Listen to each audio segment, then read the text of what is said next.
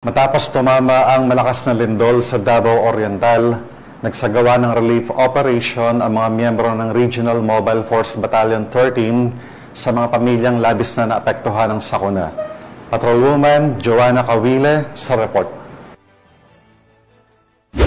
Nagbigay ng seguridad at tulong ang mga tauhan ng Regional Mobile Force Battalion 13 sa isinagawang pamamahagi ng mga relief goods para sa mga biktima ng lindol sa Barangay Mercedes, Caraga, Davao Oriental. Pinangunahan ang aktibidad ni Police Brigadier General Marshal Mariano P. Maestrado IV, Regional Director ng Police Regional Office 13, katuwang si Police Lieutenant Colonel Michael B. Losada, Officer in Charge ng Regional Mobile Force Battalion 13. Layunin ng operasyon na matiyak ang maayos at ligtas na pamamahagi ng tulong sa mga residenteng lubos na naapektuhan ng kalamidad. Sa tulong ng RMFB 13, naging organisado at mapayapa ang distribusyon na nagbigay daan upang mabilis na maihatid ang ayuda sa mga nangangailangan. Bukod sa pagbibigay seguridad, aktibong nakibahagi rin ang mga tauhan ng RMFB 13 sa aktwal na pamimigay ng mga relief goods.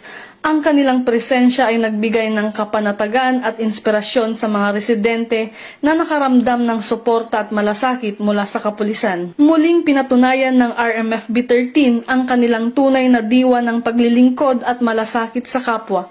Sa panahon ng sakuna, ipinapakita ng mga pulis na hindi lamang sila tagapagpatupad ng batas kundi katuwang ng bawat mamamayan sa pagbangon, pagkakaisa at pag-asa. Mula dito sa Police Regional Office 13, ako ang inyong PNN Correspondent, Patrolwoman Joanna Cawile, alagad ng batas, tagataguyod ng Balitang Pulis.